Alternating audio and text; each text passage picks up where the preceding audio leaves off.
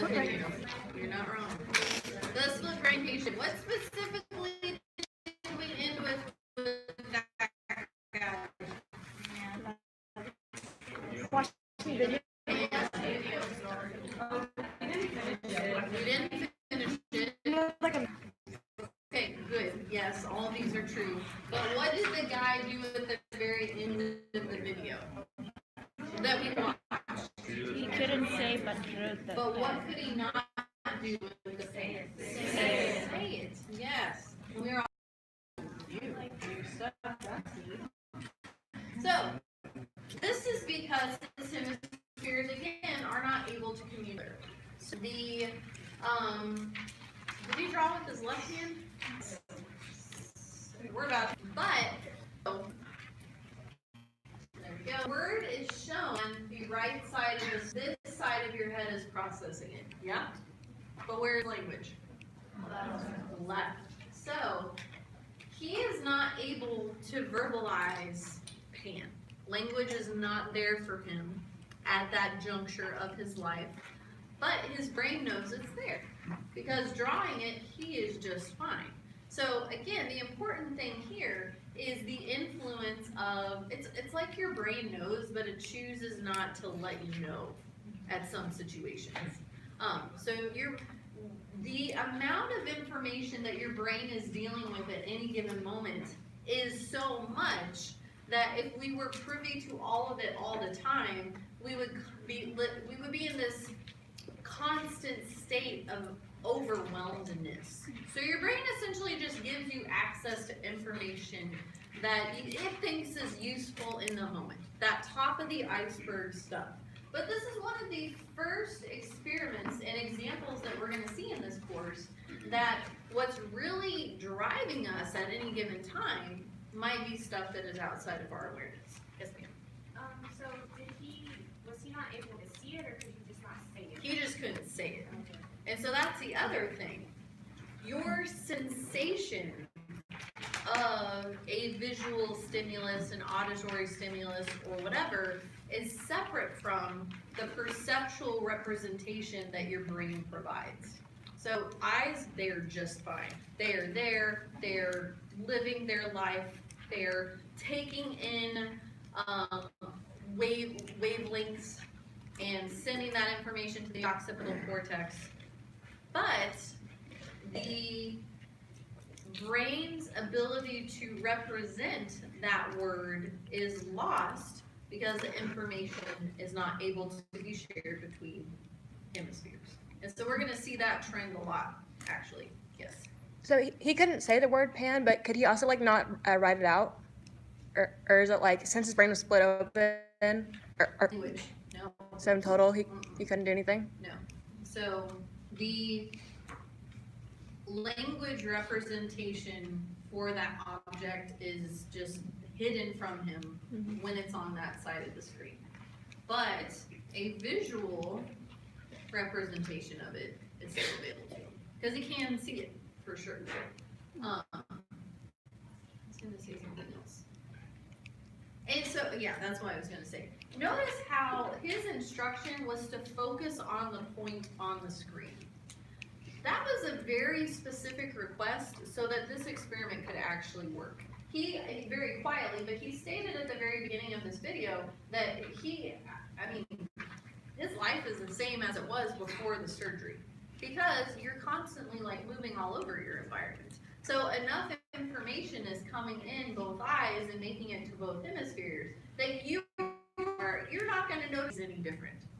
And the other consideration with individuals with neurological damage is that's just their reality and they might not know any different depending on how normalized they become to this change.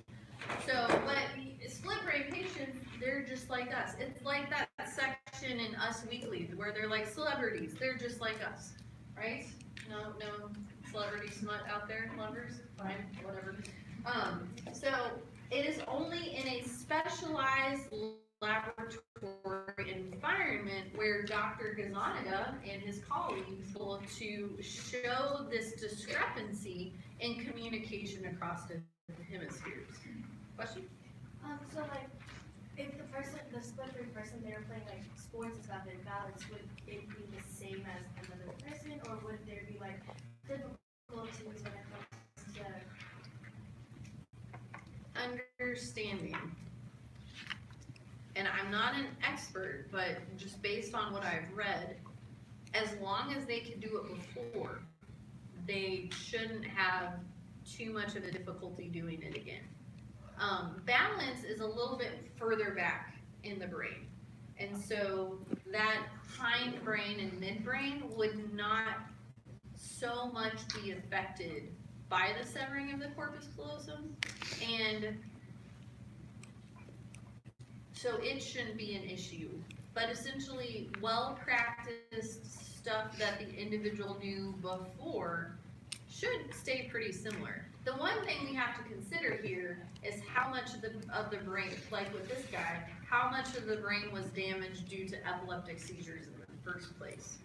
So that may be a problem that is keeping him from living in certain areas. Like maybe he could have been a concert violinist, but was not able to try that art out because of the seizures or something. So, yes and no. Yes and no. Yes. Part of the lab that kind of confused me was on the right side of the screen. Using the left hand to grab the apple. He finds the apple, but he says, I don't know why I grabbed the apple. Found it, but I don't know why. So I guess I got struggles with that side. So I need to redo that ZAPS labs. I haven't done these ZAPS labs since the first time I taught this course, which hasn't been that long ago, but it's been a little while. Was the left side of the screen using the right hand, you wouldn't have been able to find it at all. Right. So what he is missing is, I think, is verbal explanation for why he's doing it.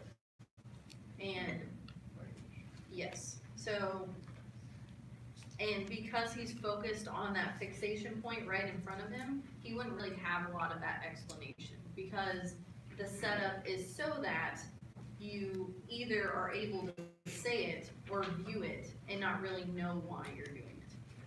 Yeah. Yes. So with the video that we watched, he said he can't really, like, the language part is messed up, but he still is able to receive the information that he saw in the pan. So like, does he see it visually? Like, Yeah, and it's not messed up. There are no lesions in his his language area. But because of lateral organization, he's not going to be able to say anything unless it ended up in the right side of his screen. but he still knows. His So when brain knows. And if we ask the right questions, his brain is going to provide us with the information via hieroglyphic pan drawing that he actually, so his eyes did see. That information shot all the way back to his occipital, which now that I'm saying that, I don't think we've talked about that yet, but we will today. So it's there, but it's you have to ask the right question to get there, almost, because the connections are different than they were when he learned the information to begin with. Yeah, so his eyes, fine. His entire visual system, perfect. Well, I mean, unless he needs corrective lenses, another story. His ability to combine all the features of an object, depending on where that object is presented in its spatial location, that is what's compromised. So when he's saying he can't see it, he really can't. He just can't. Yeah. Because seeing is not really what's going on. Our brain is giving us the visual representation that it thinks is happening. So your eyes are just like the first step in experiencing your environment. It's really your brain is allowing you to see. Not letting you see. Your brain is constructing its best guess representation of what it is expecting in the environment. We're not going to get to this. We I do this to myself every time I teach this class. Dressgate 2015. Blue versus gold, no, blue and black, gold and yellow. That's two colors. Gold and white. There we go. Why did one broke families apart, to be honest, right? People were so vehemently decided that the dress was blue and black, which it actually was. I am team yellow and gold and white. You're like, no, you're not. You are a broken individual. That's fine, I'll own that. But I have friends who are also broken, so it's fine. And why is that? Your eyes are working just fine, but the story your brain is putting together is different. So, but no, we're gonna get to that in the why of that later. There was a hand, then hand. Yes. Yeah, I was gonna say, is it like navigating your house at night where you can't really see anything, but you kind of know where, but you can't really vocalize it because you can't see? Kind of. That is, it would be an example of your brain using its knowledge or its memory representation of the environment. So you're not relying on the signals coming into your eyes, you're relying on what you know and hoping your cat didn't move in a situation where you're gonna step on it and bad things are gonna happen. But what is different is that your brain is telling you how to navigate. Your brain isn't knowing things and not allowing that information to be conscious. So close, it is close. Yes. So, I don't know if you know about the thing that was going around on Twitter with like Laurel and Laurel and is that kind of the same thing? same thing, auditory thing. Well, I need to incorporate that. We'll go through that too. Yeah. If you're like, what? Just Google Laurel and Yanny. It will come to you. Yes. I thought the dress thing, people were just posting different pictures to confuse people. No. So how does that work? Because I We Google will imaged talk it. about it later. We're jumping But now ahead I'm to the curious. very last chapter in this course, and we need to cover some background first. Okay. But the short answer is your brain fixated on a specific shadow, and then it filled in the blanks. It's just, Essentially, oh, go I ahead. Google imaged it, and it's like some of them look blue and black, and then some of them look yellow and black to me. That's why. So you need to go to the original image, Original. and it's out there. But my Yeah, somebody probably photoshopped it. But essentially, whatever shadow your eyes took in first, that shaped what that was gonna look like. So you can't like switch it. You either see it one way or you see it the other way. I still think it was a troll. I don't believe it. You don't believe it. No. Conspiracy. Wait, did you have one? Yeah. So hypothetical, if he had had the surgery when he was super young, Mhm. do you think he would have formed different neural connections around that pathway?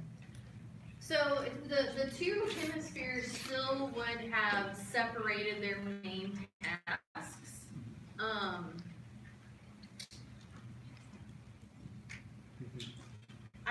I think the same thing would have resulted, because again, in the real world, he's not really noticing any different.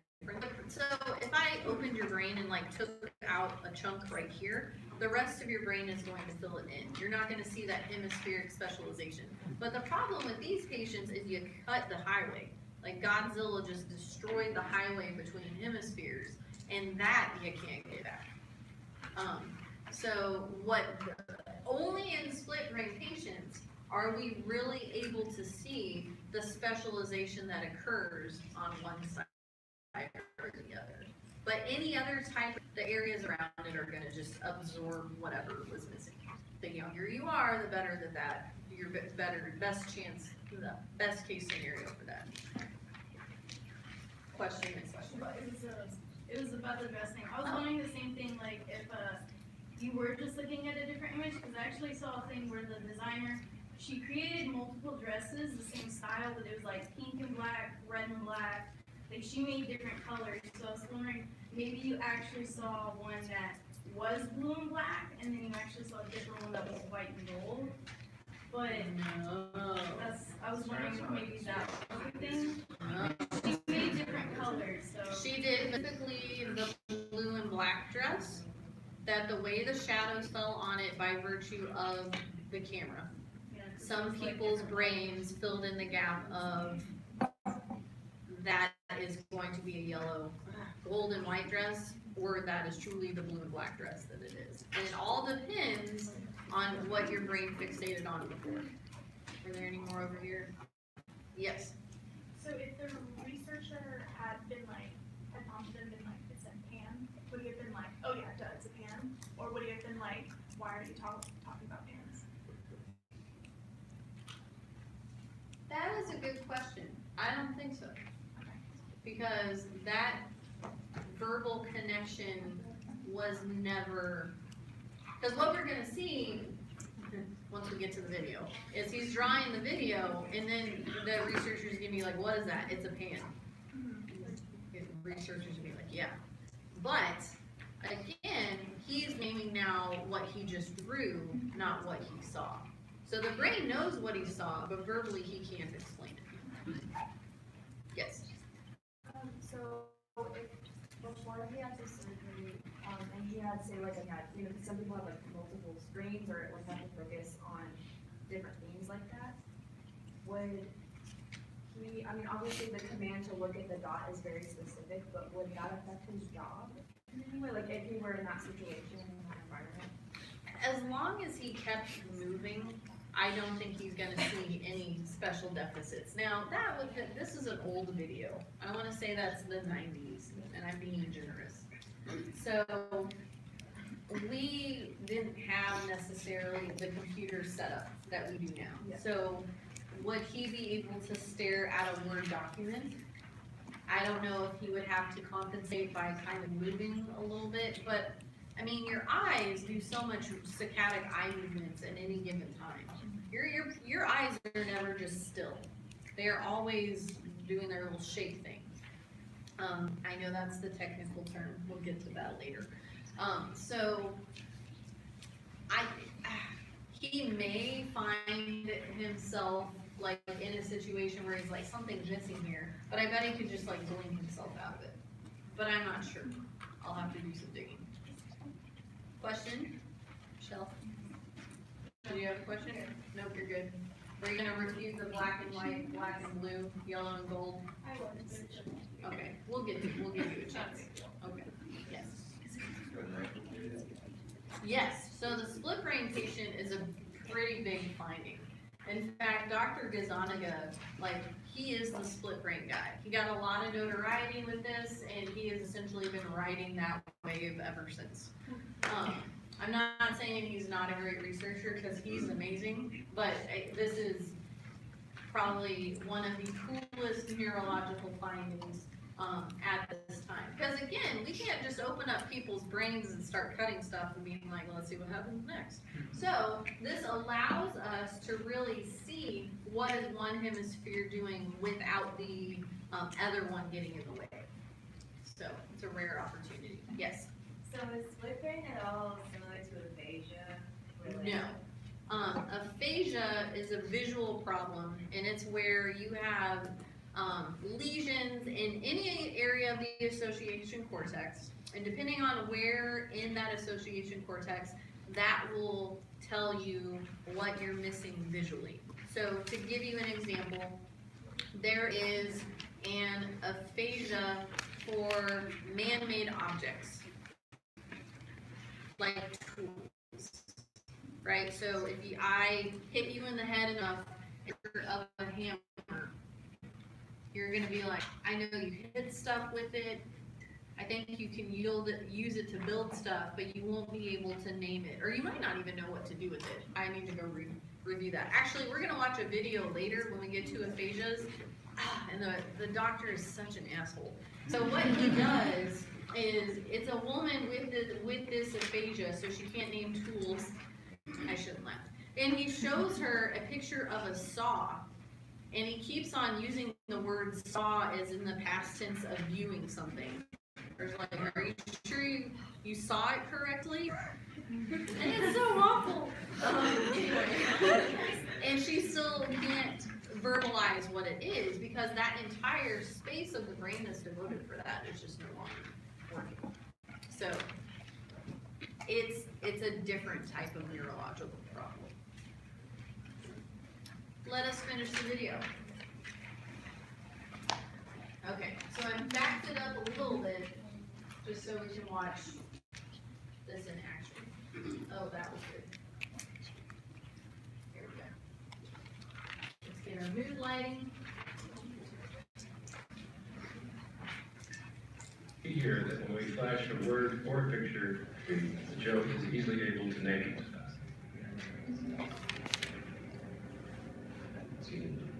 Close your eyes and let your left hand do a little work here. Okay, contralateral, because it was on the right side. Okay, what do you got there? And Okay, very good. Now, when a word or a picture falls to the left of a fixation point, that information goes to his disconnected right half brain. Here, Joe is unable to name it. Joe is able to draw the picture with his left hand, the left hand giving his major contract half brain. Who you draw? okay, What do you see? wheel, one side, head on the other side. So even though he can't name it, Right, okay, so what he saw? He saw a wheel and he saw a car. He can say he saw a wheel because language is here. So his eyes are seeing car, and this side of the brain controls this side of the body, so it can only draw the car. Did you follow me on that journey? So that is what is going on. his left hand is able to draw out the picture, the stimulus of the picture or word to be presented to his right half brain. What did you see? So just close your eyes and draw with your left hand. Just let it go.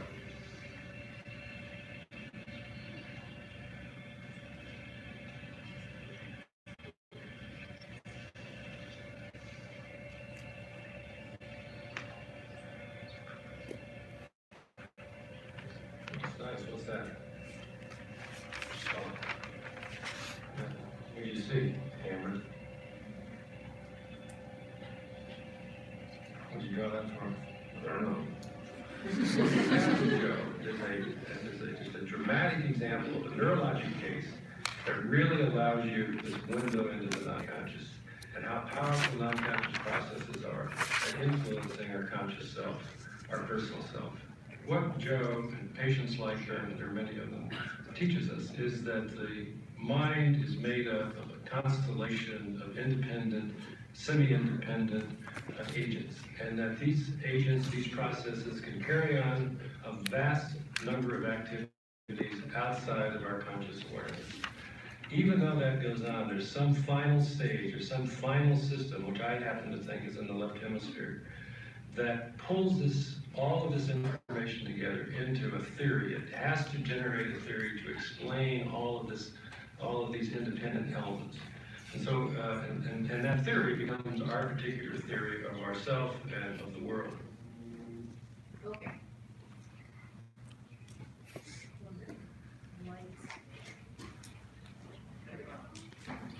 Okay, so again, maybe what is not most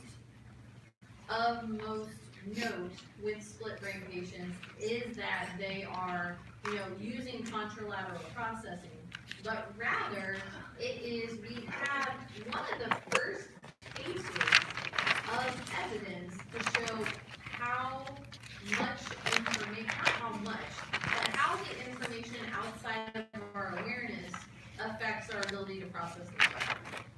Okay? Talk about, yes. If you can see things with his right side brain, and know what it is, but not be conscious of it, does that mean that all of the information that he gets from the left side he knows, but he's not consciously aware of it? Maybe to an extent, but again, this is a very sterile lab setting.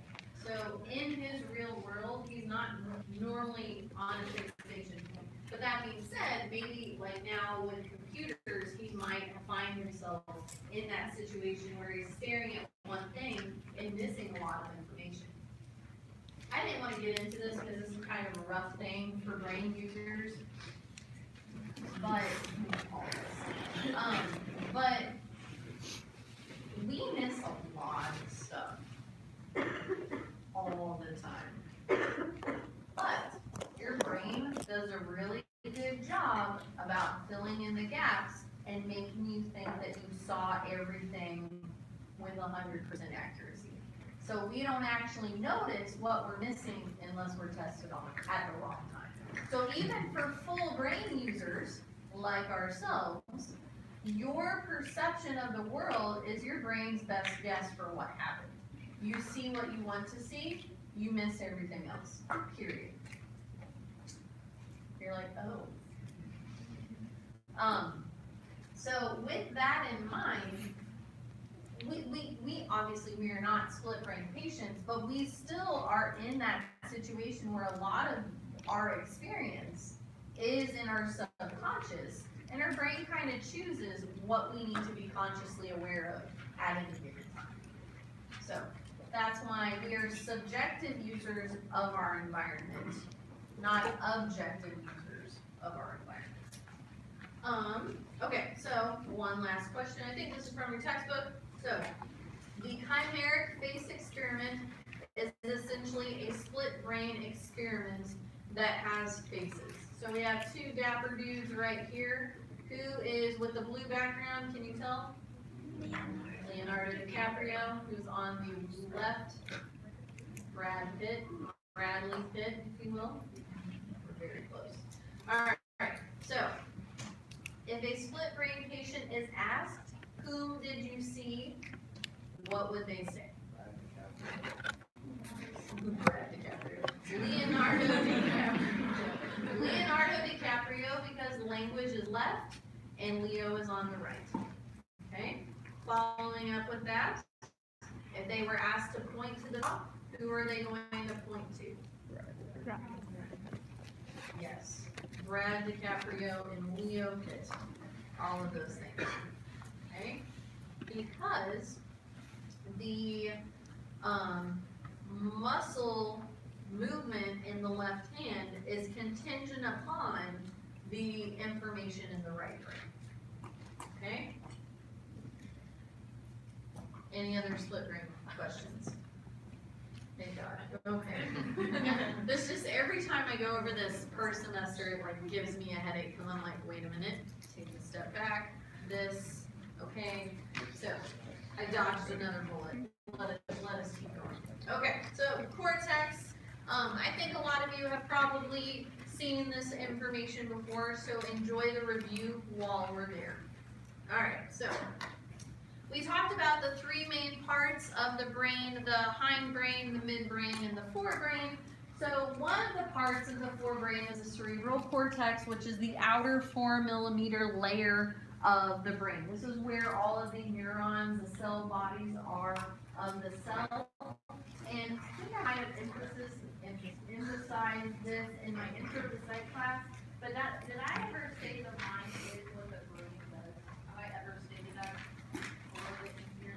Okay, so the cortex is the up to psychologists because that is where all of our mind stuff is. So that's where all our human stuff is. That very outer layer, that's where the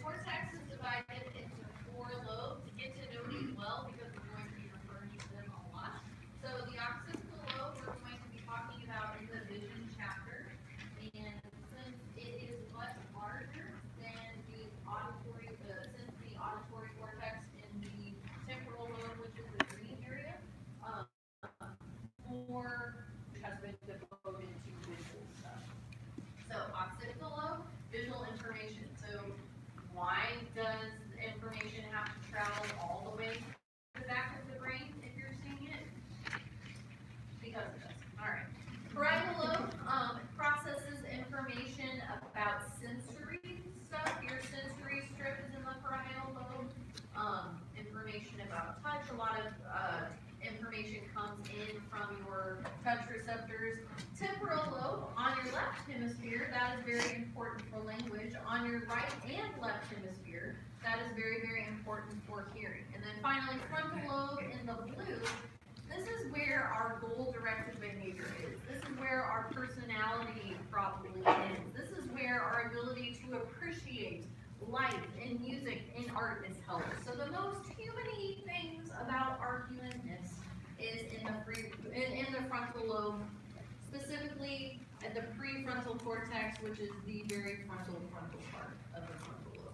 All right, so not to forget, the other part of the forebrain also includes subcortical structures, or structures of the brain that are under the cortex. So you can kind of see, like we're looking into a glass mirror here. We have some of the subcortical structures highlighted. I think if you took brain and behavior, there's a lot more of them, and we can talk about them in a lot more detail, but that was not the goal of this class. All right, so the subcortical structures that psychologists are especially interested in are the ones that are grouped with a very old mammalian system called the limbic system. So the limbic system evolved like 200 to 300 years ago. I know that's a pretty big gap, but that's about what we do at this point. So the limbic system is how let me rephrase, involves structures that allow you to process information, to commit that information to memory, to feel emotions about something, and to feel motivated and or unmotivated to do any such thing. So, a few notable structures in the limbic system. The first structure is the thalamus. That is this big purple, it's not actually purple, but it's this big purple part right here. I think of it as a gigantic relay station, because any sensory signals that you take in any sensory system, visual, auditory, taste, touch, whatever, has to go through the thalamus. So think of it as visual information is going to come in your eyeballs, do fancy footwork with taking light waves and transducing them into neural signals. And there's a special area on the thalamus called the lateral geniculate nucleus. We'll get to that later. And that information, then the thalamus directs it to the part of the cortex that it needs to go to, which is the occipital cortex. So the relay station is the thalamus. The hypothalamus have hormones. And with those hormones, that allows you to figure out motivation and homeostasis. So like if you're hungry, you should eat stuff. And if you're thirsty, you should drink stuff. If you want to have sex, you should do all of the sex stuff, and so on. So very, very basic motivation to keep us feeling good, satisfied, etc. So the next area is called the amygdala, which is this little almond area right at the very end of this like C curve right there. So the amygdala is it actually connects to most areas of the brain, but we consider the amygdala to be very important when we are talking about emotions. So if you've ever experienced a very emotional event, the reason why that event is so memorable is because the amygdala was active when you were processing that event. So this goes for positive events or negative events, but the argument is we'd rather forget the negative ones, but your amygdala is like, no, you don't get to have that choice. So the amygdala has to do with emotion. Individuals who have damage to the amygdala or who just don't have an amygdala have a really hard time making decisions because a component of decision making is how you feel about it. So individuals with damage to the amygdala have difficulty figuring out what they're going to eat for dinner because they have no feeling either way. They have this feeling of indifference or a lack of feeling. So the next brain area that we're going to talk a lot about, this is essentially here in everything for exam 2, is the hippocampus. It is the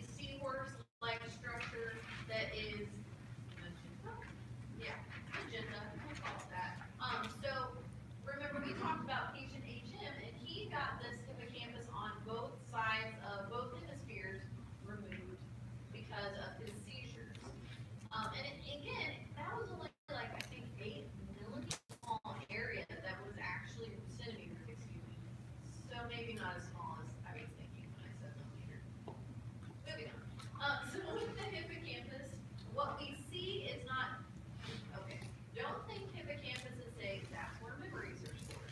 That is wrong. When you think hippocampus, you should be thinking it is a very critical subcortical structure for memory formation. So whenever you learn something new, thank your hippocampus because it was there for you when you were trying to figure out that information. In this patient HM had working memory. He could juggle stuff in his memory until he got distracted, and that information just disappeared. So the argument is, was it ever formed, or can he just not find it? We don't necessarily know the answer to that. So these are our important subcortical structures that we're going to be dealing with this semester. Okay, so we're think of it as we're going even further down the magnifying glass and talk about these very basic building blocks of the brain. And this is really the start of behavior. You have neurons and groups of neurons and billions of neurons in your brain that whenever they send a signal, that neurochemical soup that happens after that signal is sent to another neuron is what makes you you. So these neurons are essentially how the mind is, okay, the signals that they send. So what you're seeing right here is, so magnified a lot. Neurons are very, very small. They are not this size, right? It's like when you see the cereal picture on the outside of the cereal box and they're like not actual size and you're like, so disappointed. Anyway, so neurons are also not necessarily yellow. I think this is called a Golgi stain or something, and it's supposed to make the neurons stand. Approximately 80, 100 billion-ish neurons. There are areas of neurons that are task specific. There are specific neurons that end up in specific areas of the brain.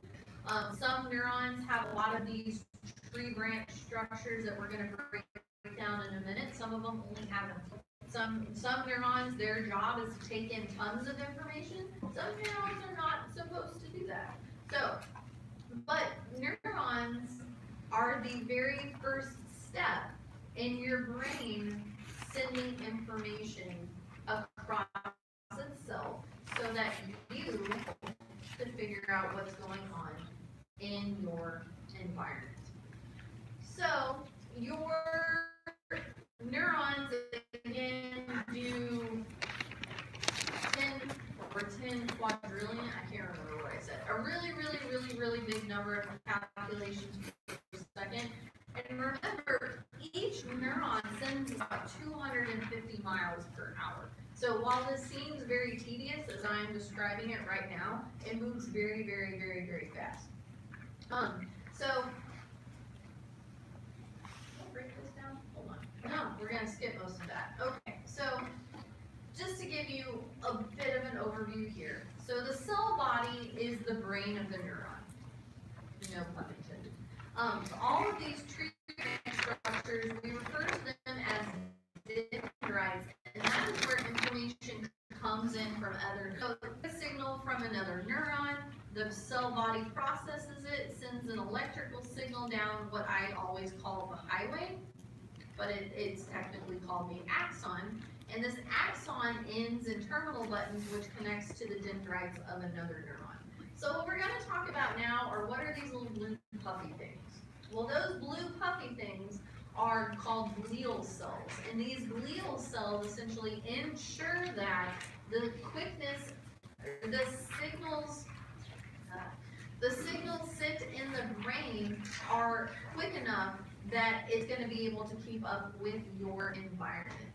So glia support team for the neurons, and they make these walls of protective tissue, which are formed and called the myelin sheath. So the myelin sheath is a whole bunch of glial cells that come together that not only protect the axon, which can often be very, very long, but allow the electrical signal from the cell body of the neuron to move super fast. Because what happens is this electrical signal only has to happen at these nodes. Think of it as this protective part speeds the signal to the next node. So I kind of think of the myelin sheath as like a super turbo for these electrical signals. The other thing about the myelin sheath is that when it breaks down, that is where we start seeing just how critical that component of our cellular system is. So one disorder that is an indication of a breakdown of the myelin sheath is multiple sclerosis. So multiple sclerosis, a chronic, typically progressive disease involving damage to these myelin sheaths, nerve cells in the brain and spinal cord, and whose symptoms may include numbness, impairment of speech, muscular coordination, blurred vision, severe fatigue. What's essentially happening is your brain is not able to keep up with the complexities of the environment, because without these sheaths, the signal is not able to be sent fast enough. So we are not going to get into action potential. We are not going to get into the ins and outs of electric signaling, because we are more interested in some of the chemical signaling and elsewhere. So electric signals, that is communication within neurons. The chemical signals, however, are what is the communication between neurons. So the electricity that occurs within one neuron triggers what we call neurotransmitters. And neurotransmitters a wide range of chemicals that together in a gigantic chemical soup, that is the brain's way of representing the world that is outside of us. So there are tons of different neurotransmitters, just to name a few that we might run into here and there, but we're not going to focus on the specific ones too much. Serotonin, I'm sure you've heard of serotonin before. It is a critical neurotransmitter for mood. If you lack in serotonin, that the hypothesis is that that may be a precursor to depression. So a lot of the drugs that are used to treat depression are there to either add more serotonin to the mix or to prevent any serotonin from being lost. Dopamine, very, very helpful in mood as well, but also with movement. Epinephrine, very, very helpful with mood, with preventing pain. Essentially, if you have enough epinephrine, that's kind of like a runner's high, so to speak. If you remember the Bully Blonde, where Elle Woods is trying to essentially explain why her defendant didn't kill her husband, her defendant is her or whatever, and she's working out. Oh, I said epinephrine, I meant to say endorphins, excuse me. They're kind of two of the same in terms of their contribution to the fight or flight response, but I was thinking endorphins. So working out gives you endorphins, endorphins make you kill your husbands, you know, okay.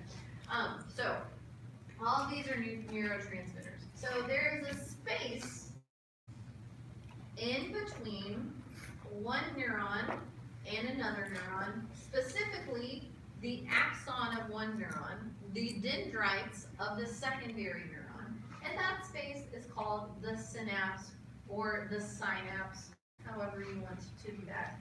So the synapse is where the neurons must cross in order to start the electric signal again in a new neuron. So, what does this little arrow look like? Lightning. What is lightning? Electricity. There we go. So electricity is coming down the axon, previous neuron. It is triggering the release of these little blue balls, which are neurotransmitters, and the neurotransmitters bind, one of their options is to bind to receptor sites on the dendrites of another neuron and keep the electric party going. Okay? So some of the neurotransmitters make it to the next neuron, some are just destroyed by enzymes, and some are reabsorbed by the previous neuron. So one thing I guess I do talk about very briefly action. To understand with signal serving in the neural level is, it's like a toilet, it either happens or it doesn't. You're like, oh, what? Think of toilets that you flushed. You've probably done that today, or you have the bladder of a god, right? When you flush it, what happens if you don't jiggle the handle enough? Does it flush? No. What happens if you hit it really, really hard? Does it flush really, really hard? No. No toilets do that. So that is an example of the similar situation that occurs at the neural level. When electric signals are sent within the neuron, it is called an all or none effect. So either there is enough signal to send it, or there's not enough signal. So when action potential is not strong or weak, it sort of doesn't. Okay? Not too much of a focus there. Alright. So this is a really, really pretty picture of neurons, nerve networks. I did not say where these were, so that's cool. So the cell bodies are in blue, the nuclei specifically are in blue, the axons in red, the yellow ones, and these are stained, right? So science, you can use pretty colors to stain slices of brain tissue to show the different neurons. The yellow neurons, these are specifically stained to show the neurons that create and release dopamine. And so if you are, one of the hypotheses with dopamine is that it is a major neurotransmitter that is malfunctioning with individuals with Parkinson's disease. So Parkinson's disease is a movement disorder. So if individuals, specifically a intentional disorder, so individuals from different stages may have trouble walking, they may have trouble writing information if they are intending to do that. But kind of the weird thing about Parkinson's is if you have them dance to music, they can do that. Because something about coordinating their movement to music makes it work. So, why I'm showing you this is that while we broke down looking at one neuron, it's a pretty complicated spread of communication. So think of every single one of those blue dots is receiving information from other blue dots and sending signals within itself. So I want you, whenever we're thinking of neural signaling, I want you to think of like a symphony of communication. So billions, millions of billions of neurons are sending signals at any given moment in order for us to communicate and experience our outer world. Okay, so what is of special interest to cognitive psychologists is our ability to figure out techniques to see inside the brain. So what I have shown you here is a comparison of all of the techniques that we have, and we're going to focus on a few of them in just a little bit, but all of the techniques that we have devised, thank you to technology, and its strengths and weaknesses. So on this x-axis here, we have temporal resolution or time resolution. So the further you go over to the right, the less exact a particular instrument is going to be in providing how quickly a brain area is responding. The further you go over to the right, that is the left, just kidding. The further you go over to the left, the more accurate a technological development is in showing how your brain is responding. So think of it this way. I show you a picture of a face. Each one of these ways of looking inside of the brain is going to show you how quickly your brain is responding or how accurately, or not quite be as accurately.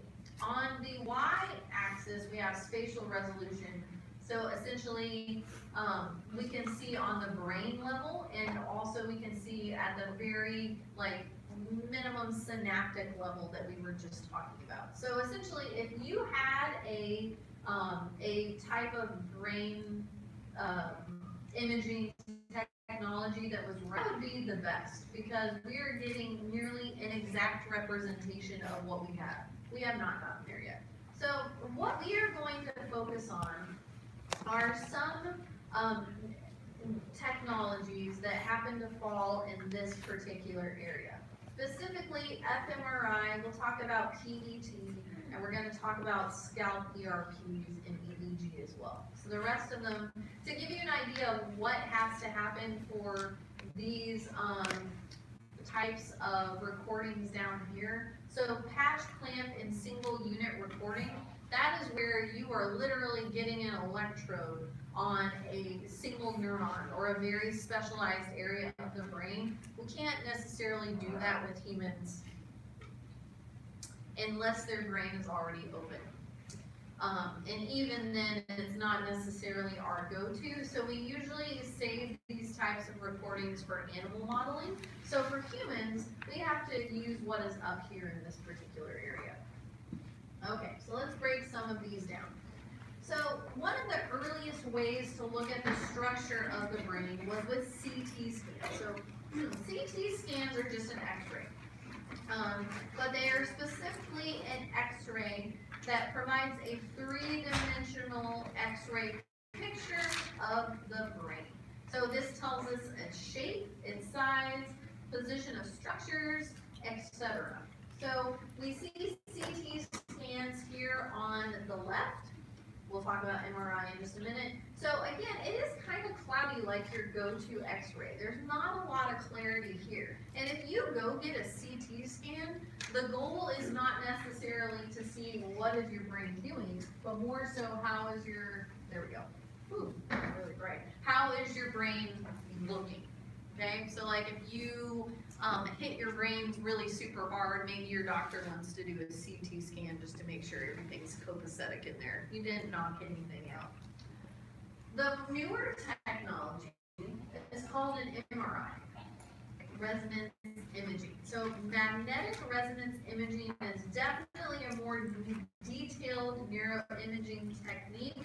It's safer because it doesn't contain any X-rays. And instead, it uses magnets to record magnetic fields produced by some nuclei of the atoms, blah, blah, physics. We're not going to get to that in this class, okay? Not that physics is blah, blah, but there's a time and a place, and this is not it. So, essentially, how the nuclei are bouncing off each other and off these magnets gives us a representation of what we're seeing. And just for pretend like you sliced your brain right here, like through the eyeballs, and you decided to look down, that's what you're viewing right here. So here is your frontal lobe, here is your occipital lobe, temporal lobe, and technically your parietal lobe isn't here because it's been sliced off. Okay, so we can see some vesicles here.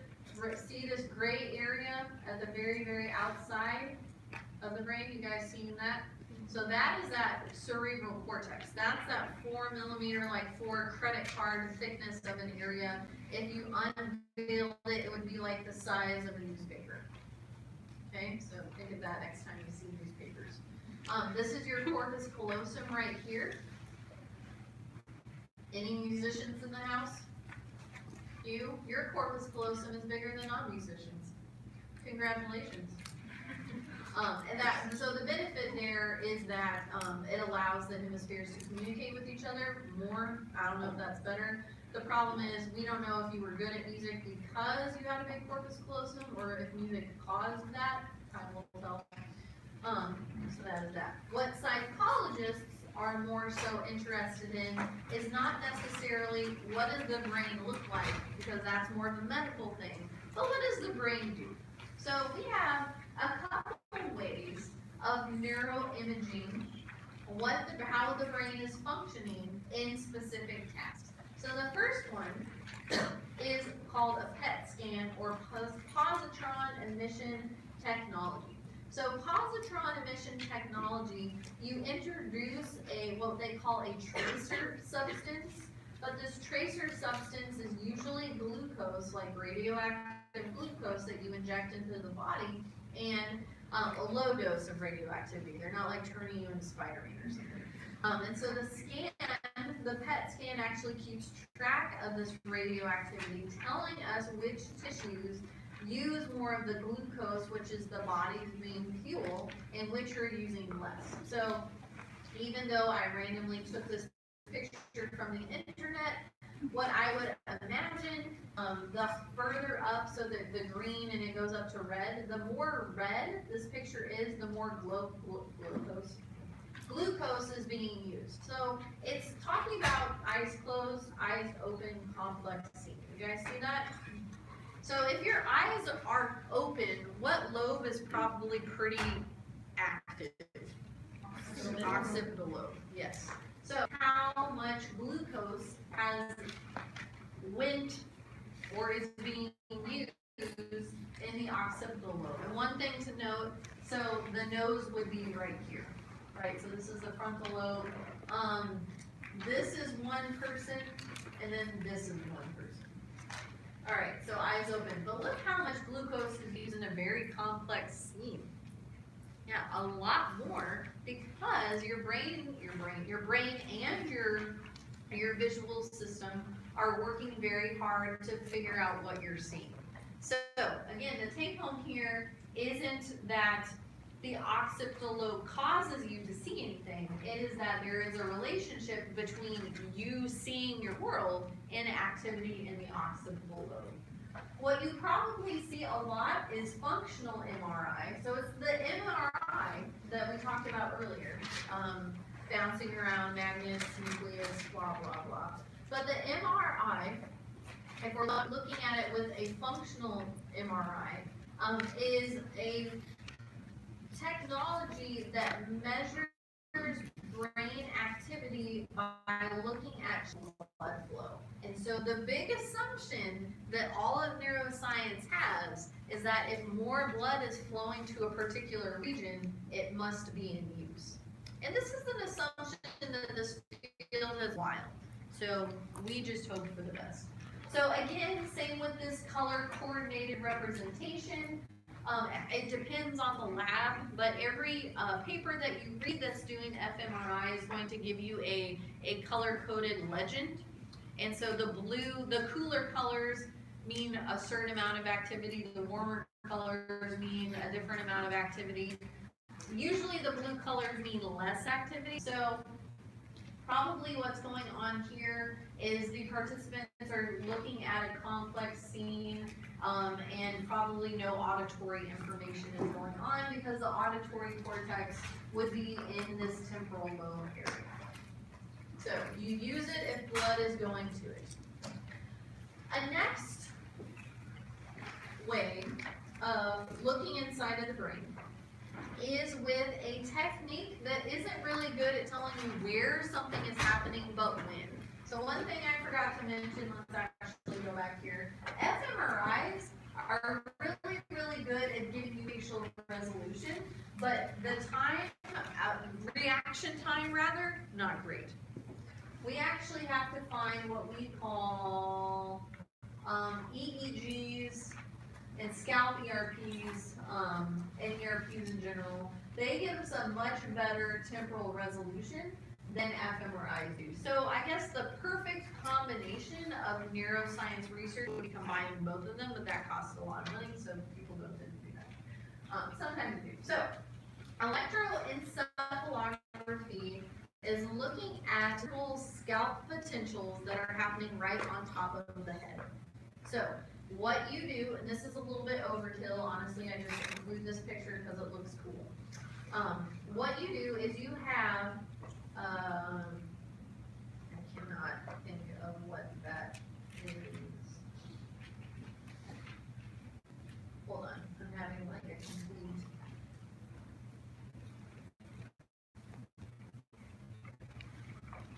Brain fart here. Electrode. Seriously. All right, sorry. So what each one of these little white objects are electrodes. And so these electrodes provide measurement let me say this. Each one of these electrodes would provide this reading. So if you are doing an ERP study, think of it as you have as many of these EEG readings as you do electrodes. So if you have 20 electrodes, you're gonna have 20 of these brain squiggly things. Okay? So I should bring in some of my old data and you can look at it. It's kind of pretty. Moving on. So what we as psychologists are more into is the specific way that your brain responds to an event. So we call these, or we use electroencephalography to give us the brain signals related to a particular event. Okay? We call these event-related potentials, or ERP.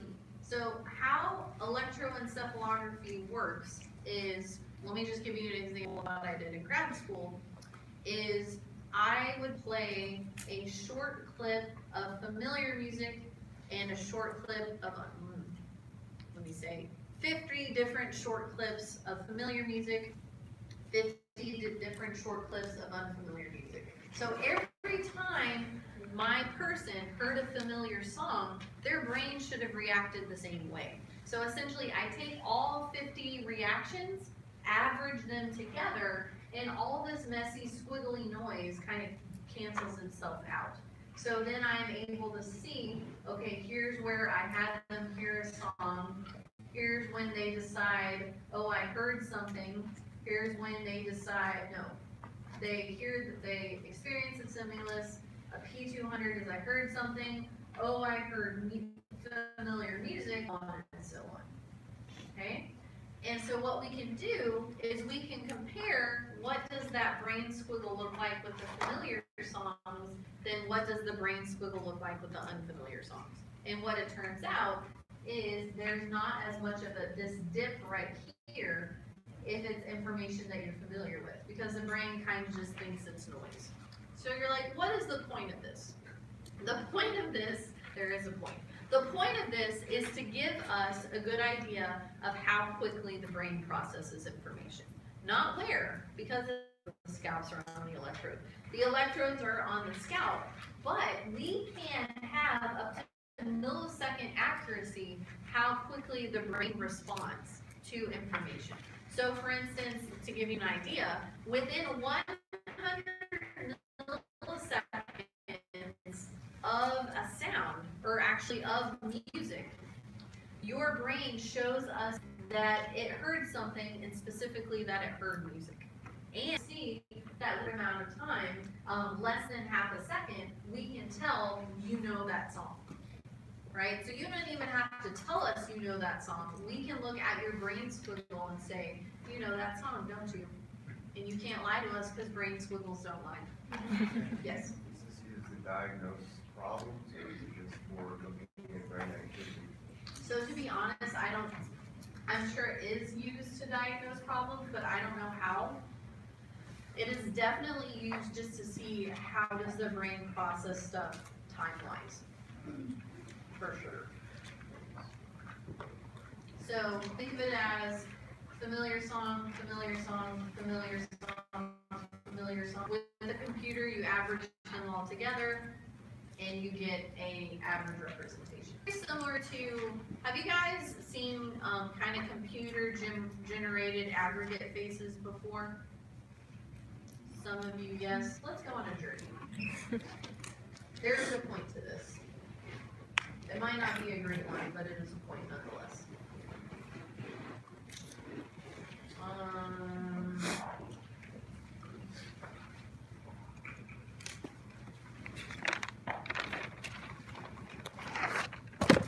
I don't think that's it.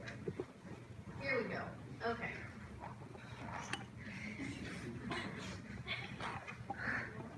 This is fun. Let's do this. Can you make that really big? Okay, we'll do these. All right.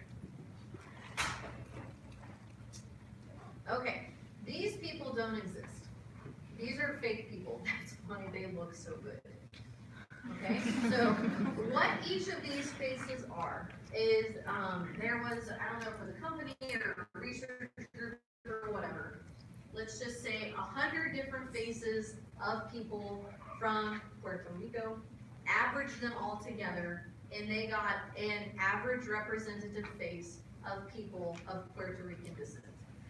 Okay?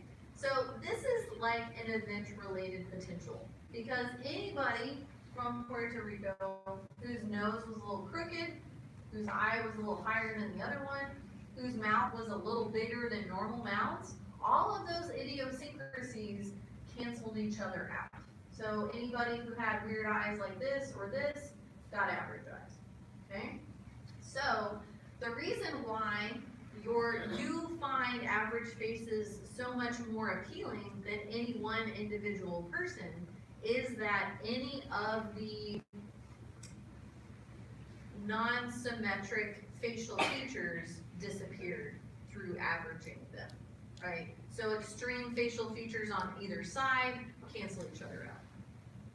Okay? So that's the same thing with event-related potentials, is any noise in the data, if you average the same potential enough times, it cancels each other out into something weird. Did you follow me there?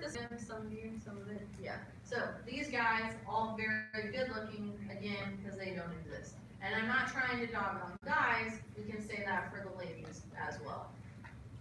Okay? So this Romanian chick right here is, after 100 Romanian ladies' faces were averaged, you have this complete symmetrical, I can't think of the scientific term of it, but it's that thing found in nature.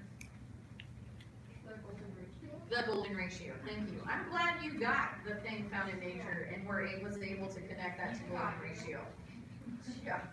All right. So essentially, any these faces represent as close to the golden ratio as possible in terms of the size of the features and location of the features as well.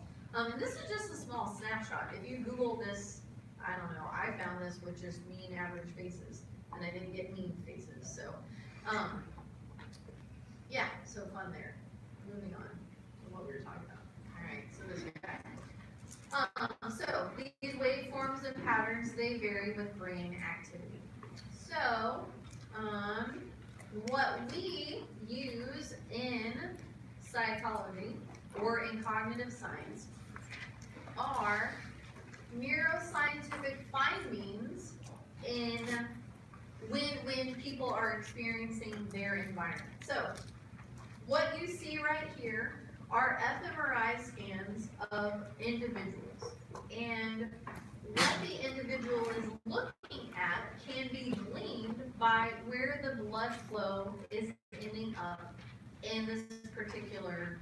So again, here are some eyeballs. This would be where the corpus callosum is. Cortex is here. So this area right here is referred to as the fusal area, consistently active there looking at faces. And so we can tell that this person is probably viewing something about faces because of the increase in blood flow in that area.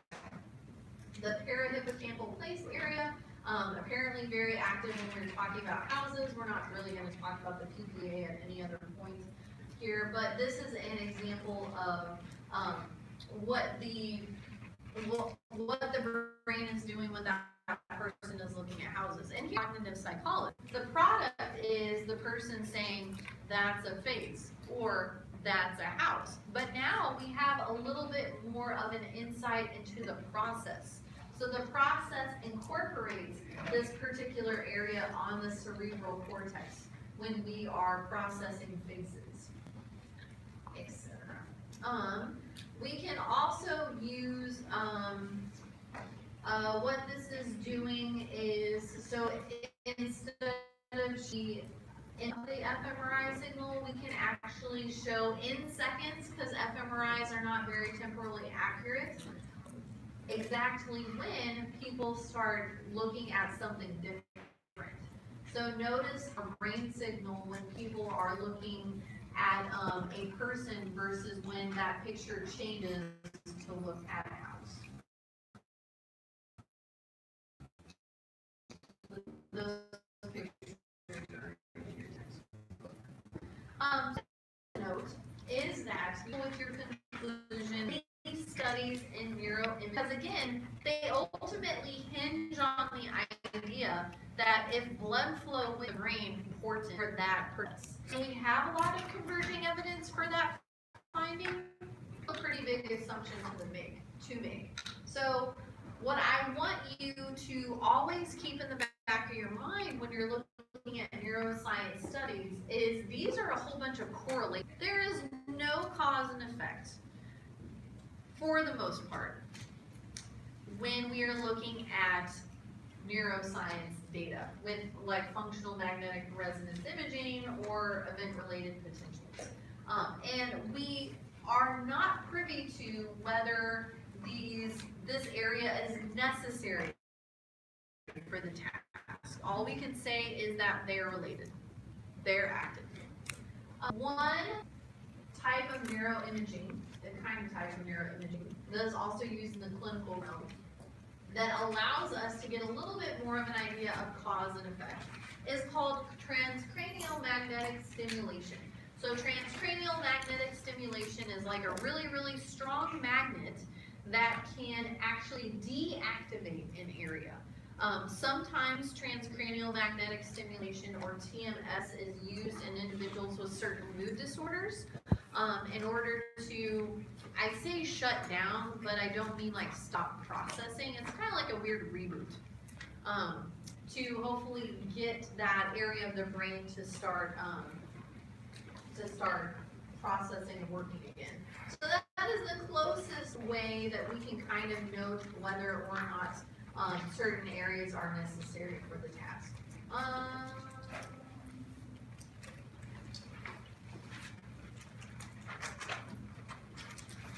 Yeah, you know what?